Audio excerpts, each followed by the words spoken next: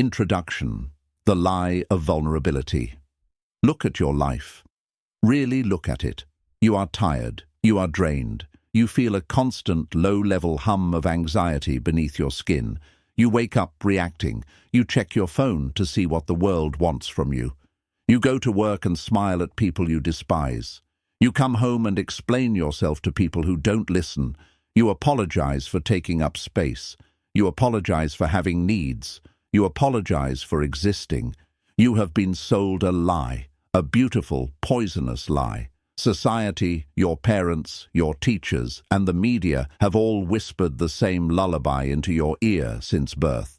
Just be nice, be vulnerable, wear your heart on your sleeve.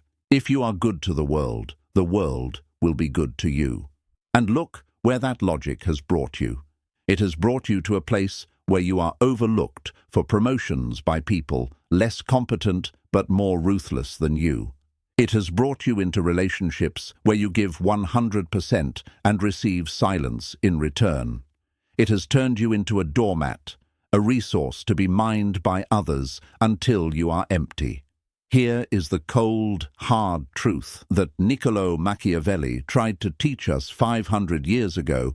Reality is not a moral meritocracy. Reality is a power dynamic. The world does not reward the softest heart. It rewards the sharpest mind. It rewards the strategic. It rewards the disciplined. It rewards the untouchable. To be untouchable does not mean you are a sociopath. It does not mean you feel no love, no joy, or no passion. It means you are no longer a slave to your own biology. It means you are no longer a puppet dancing to the strings of other people's validation. It means you have built a psychological fortress so strong, so impenetrable, that no insult, no betrayal, and no chaos can breach your inner sanctum. You are about to learn the operating system of the elite, the mindset of the kings, the CEOs, and the shadowy figures who move the world while you watch it. We are going to dismantle your weakness, piece by piece, and rebuild you into an architect of destiny. This is not motivational speaking. This is mental warfare. I rule my own mind. Part 1. The Art of Emotional Detachment, the Surgeon's Knife. The foundation of the untouchable mind is detachment. Most people believe their emotions are the truth. I feel angry, therefore you are wrong. I feel sad, therefore I am a victim. I feel anxious, therefore the situation is dangerous. This is the logic of a child. Your emotions are not the truth. Your emotions are data. They are biochemical feedback loops designed to keep a primitive version of you alive on the savannah. They are not designed to navigate a boardroom, a complex negotiation, or a toxic relationship. When you act on raw emotion, you are predictable, and in the laws of power, predictability is death. If I know that insulting your intelligence makes you angry, I own you. I can make you angry on command. I can lure you into a fight you can't win just by pushing that button. If I know that ignoring you makes you desperate for attention, I own you. I can starve you of validation until you agree to anything just to get a smile from me. You must perform a psychological surgery on yourself. You must sever the immediate link between feeling and acting. The protocol, the third-person shift. Imagine a trauma surgeon in an emergency room. A patient arrives, chest ripped open, bleeding out on the table. It is horrific. It is tragic.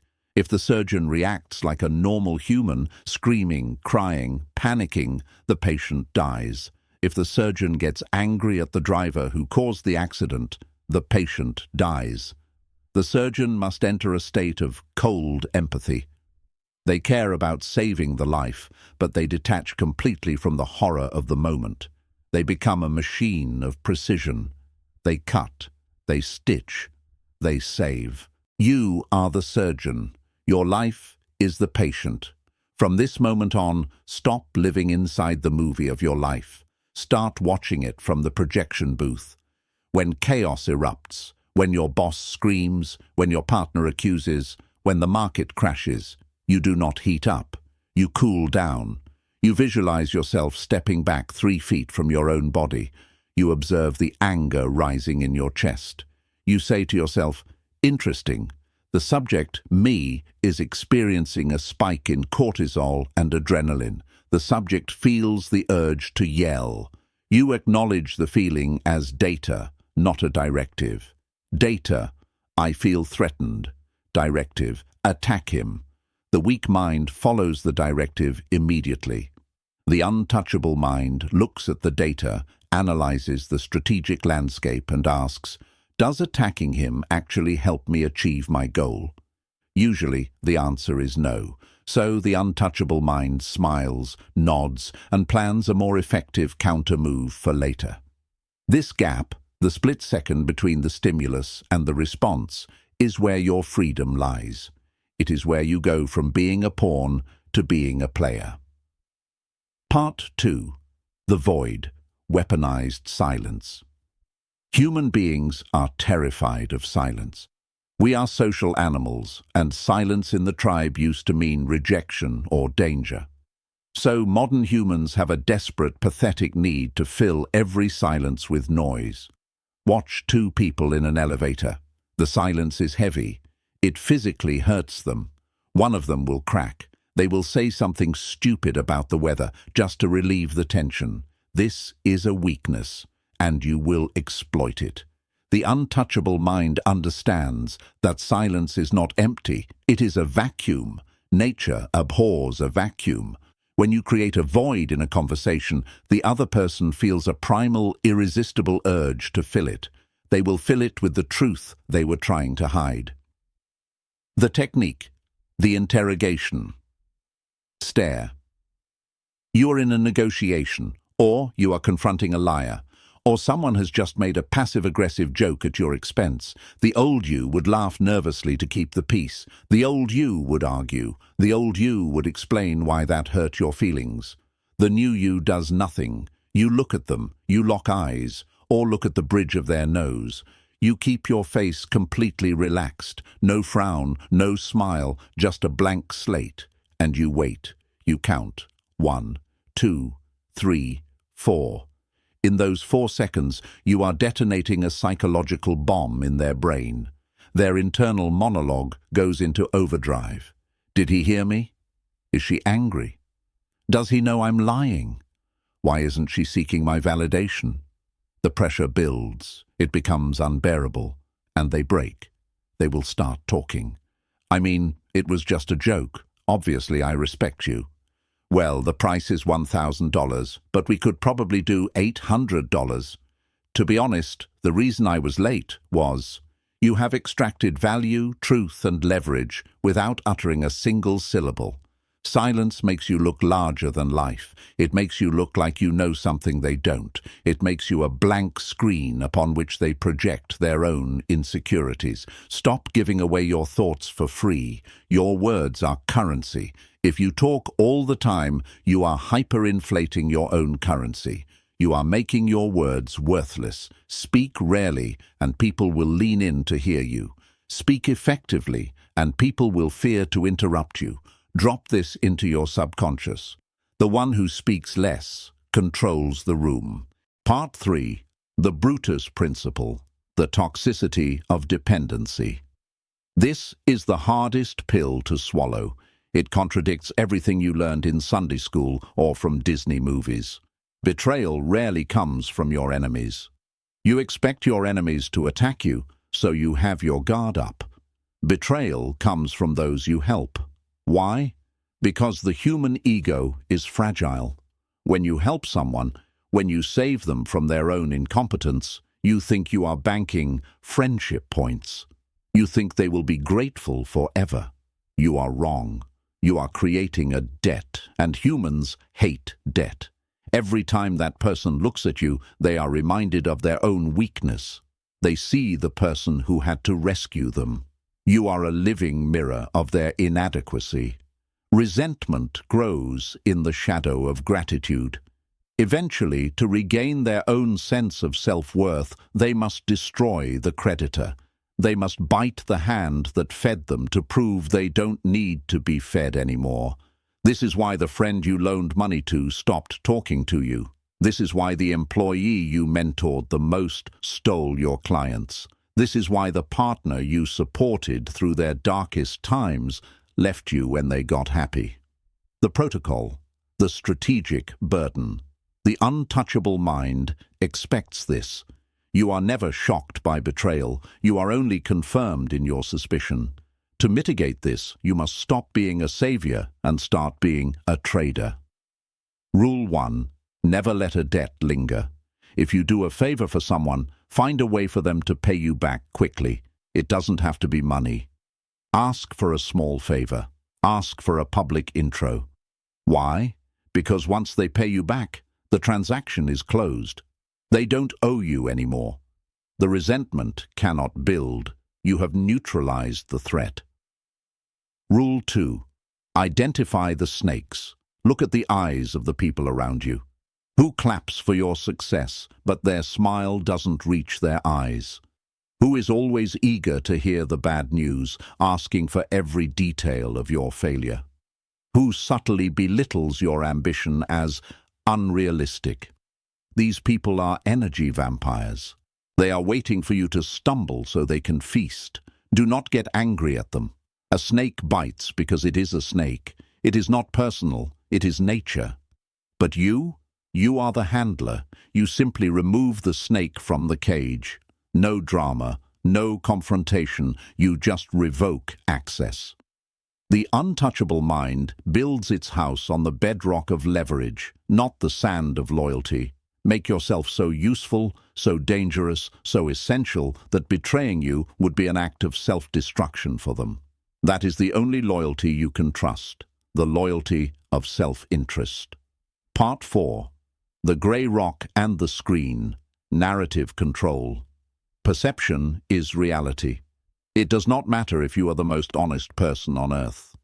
If you are perceived as weak, you will be treated as prey. It does not matter if you are struggling. If you are perceived as rising, opportunities will flow to you. The weak mind is an open book. It vomits its internal state onto the world. I'm so stressed. I don't know if I can do this. I'm having a mental breakdown. You think this is authenticity. The Machiavellian knows this is blood in the water. When you show the world your bleeding wounds, the sharks do not feel pity.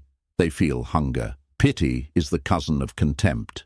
If people pity you, they cannot respect you, and without respect, you have no power. The protocol, strategic ambiguity.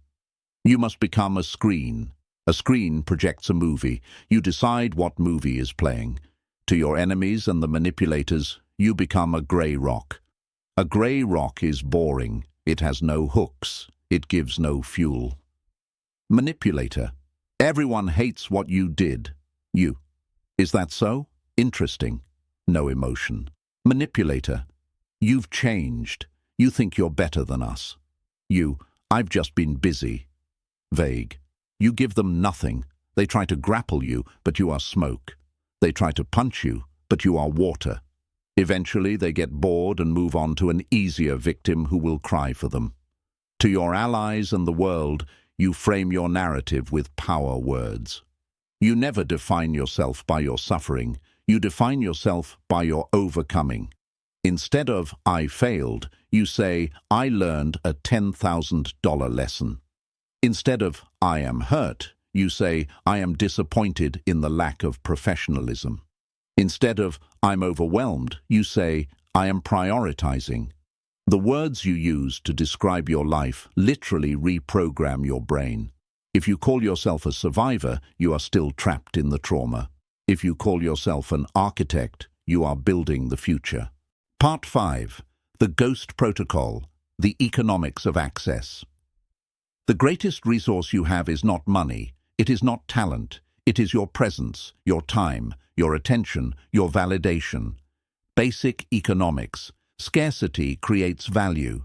Abundance creates waste. If you are always available, if you answer every text in 30 seconds, if you say yes to every coffee invite, If you explain yourself to everyone who asks, you are creating an abundance of you, and the market will respond by devaluing you. You become cheap. You become the backup plan. The untouchable mind utilizes the ghost protocol. This is the art of strategic withdrawal. You must be comfortable with disappearing. You must be comfortable with missing out. JOMO, joy of missing out. When you are at an event, be charismatic, be present, be powerful, and then leave. Do not announce it. Do not ask for permission. Just vanish. This creates a void of presence. People will wonder, where did he go? What is he doing? Is he with someone more important than us? That wonder, that is power. When you occupy their mind in your absence, you have won. You must also apply this to your energy vampires. You have people in your life who treat you like a free therapist. They dump their emotional garbage on you, feel better, and leave you drained. Close the door. I'm not available for this conversation right now. I can't help you with that. No excuses. No, my cat is sick. Just no. The moment you start guarding your access like it is the VIP section of the most exclusive club on earth, people will start dressing up to stand in line. They will value every minute you give them because they know it is rare. Drop this affirmation. My absence is as powerful as my presence. Part 6. The Fortress of Indifference. Immunity to opinion. Why does it hurt when someone calls you stupid, ugly, failure, or selfish? It hurts because deep down you are afraid they might be right. It hurts because you have outsourced your self-esteem to the jury of public opinion. You are walking around handing people gavels and asking them to judge you. To be untouchable is to reclaim the gavel. It is to build a fortress of indifference. This is not about being arrogant. It is about being certain. If you have $100 million in the bank and someone laughs at your shoes and calls you poor, do you get offended? No, you laugh, because you know the reality. The insult bounces off the armor of your certainty. The untouchable mind works to build that same certainty about character, competence, and worth. You must work on yourself until your value is undeniable to you. When you know, really know, that you are disciplined, smart, and capable, the insults of the lazy and the weak sound like buzzing mosquitoes. Annoying, perhaps, but not fatal. Machiavelli warns, he who seeks to be loved by everyone is respected by no one. If you try to please everyone, you become a shapeshifter. You have no spine. You stand for nothing. Be okay with being the villain in someone else's story. In fact, expect it. If you are rising, you will make people uncomfortable. Your growth highlights their stagnation. Your discipline highlights their laziness. They will attack you to drag you back down to their level. Their hate is not a sign you are doing it wrong. It is a sign you are doing it right. Wear their disapproval like a badge of honor. Look at them with the detached gaze of the Sphinx. Feel nothing. Say nothing. Keep building. This is the ultimate dominance, to be completely unaffected by the chaos of others. Part 7. Calculated Aggression, the Velvet Glove.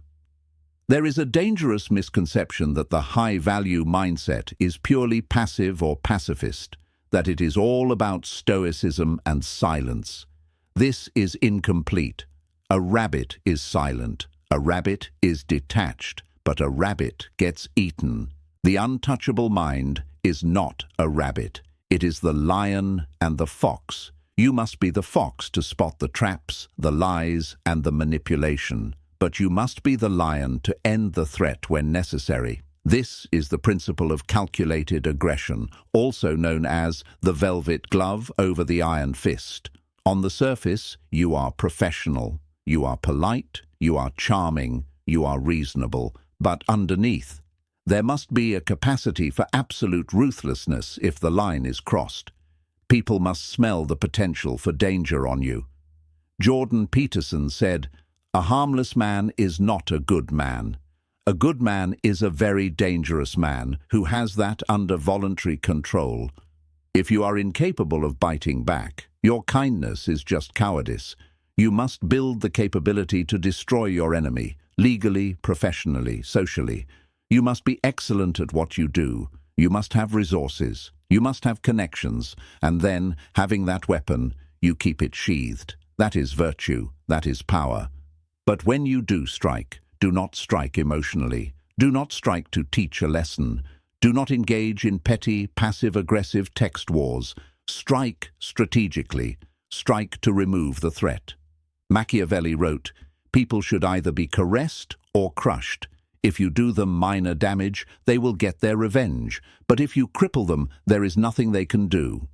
In modern life, this means don't argue with the toxic ex. Block them everywhere and disappear. Total crushing of access. Don't bicker with the unethical business partner. Use the contract to remove them legally and completely. Don't gossip about the enemy. Succeed so hard they become a footnote in your biography. Do not play games. End them. Calculated aggression is surgical. It is cold. And it is final. Conclusion: the architect. This journey you are on, this transition from the victim to the architect, is the hardest thing you will ever do. Your biology will fight you. It wants the dopamine of cheap validation.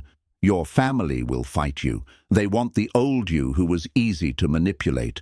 The world will fight you. It hates a free mind. It is a lonely path at first. The air is thin at the top. When you stop playing the emotional games, people will call you cold. When you stop acting on impulse, people will call you calculating. When you stop seeking their approval, they will call you arrogant. Let them. You are building something they cannot comprehend. You are building a mind that is sovereign. You are realizing that you are the CEO of your life, and you have been running it like a charity for too long. It is time to restructure the company. Detach from the chaos. Weaponize your silence. Expect the nature of the beast, betrayal. Control the screen of perception. Restrict access to your energy. Build a fortress against opinion. Keep your sword sharp even if it stays in the sheath. Niccolo Machiavelli did not write The Prince for the common man. He wrote it for the one who was ready to rule. The question is not whether this philosophy works. History proves it does. The question is, are you brave enough to use it? Stop waiting for a savior. Stop waiting for permission. Stop waiting for the world to be fair. Look in the mirror. That is the only savior you get. That is the only ally you need. The construction of the untouchable mind begins now. Do not just read this. Be this. Drop this final command in the comments to seal your fate. I am the architect. Share this manifesto with the few who are ready to wake up. Leave the rest to their sleep. The game has changed, and you are playing to win.